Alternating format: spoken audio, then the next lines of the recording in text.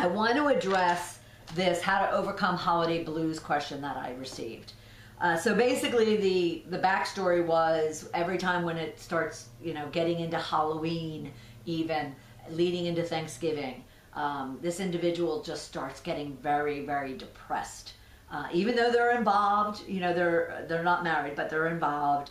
Even though they have a large circle of friends, even though they have a loving family, from what I understand, she just feels her whole chemistry of her body just changes. Now, she didn't go into, and I won't assume that it's kind of a medical diagnosis of depression, but that is going to be something that I'm going to suggest that she look into just in case.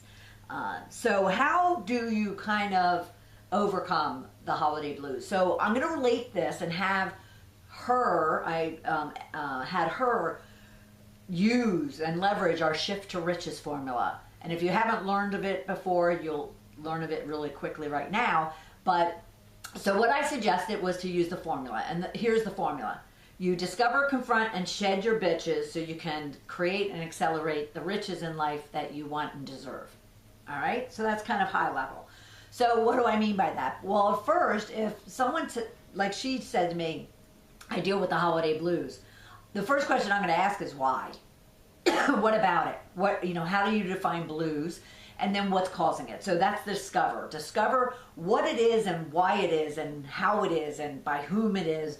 All about whatever angst or insecurity or blues that you're dealing with.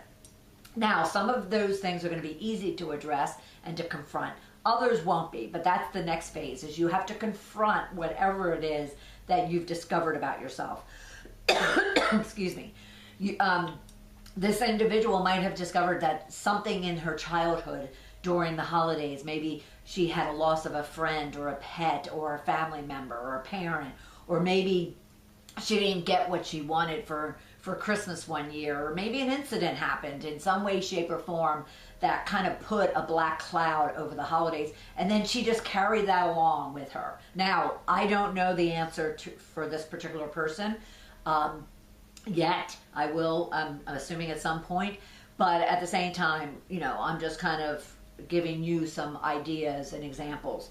But you have to discover and confront those things, and then you have to make the decision as to whether or not you like living in this blue state, or do you want it to be sunny and bright? And if so, then what are you willing to do to then shed it? So what are those options and ideas and solutions that you can come up with? And maybe it's not everything that you've just discovered and confronted. Maybe you just pick, what is the most important, or maybe even the easiest. And then you just find ways that you can start working to shed those things. Now, as you're going through this process, this healing process, what I call shedding process, you're going to realize that, oh my gosh, I'm changing, I'm shifting, I'm feeling better. And now you want to start creating and accelerating. You want to create new things and accelerate the results that you're getting as a result of you really becoming self-aware as to maybe why you're dealing with holiday blues.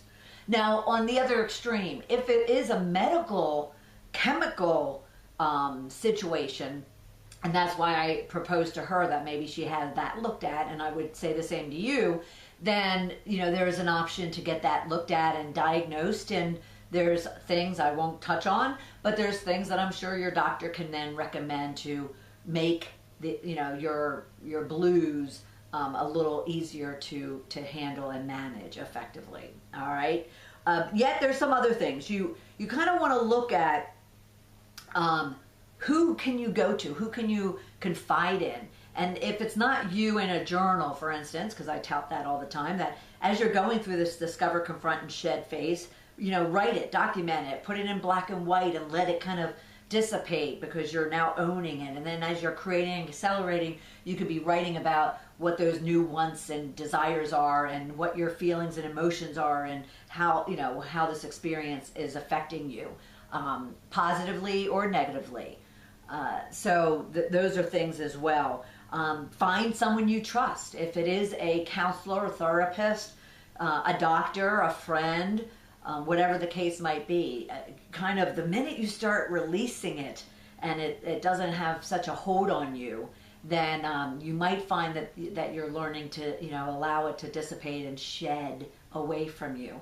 Other things you could do is, and I've talked about this in the past, is fake it until you feel it. I usually say fake it until you make it, but in this situation, fake it until you feel it. When I am depressed, I never get depressed, but when I am just stressed, or I am feeling a little sad, or I just feel stuck, what I will do is I will actually, turn on good music, or go to the gym, or watch a great movie that will make me laugh. Things that really kind of are false feelings at first, but then they turn real.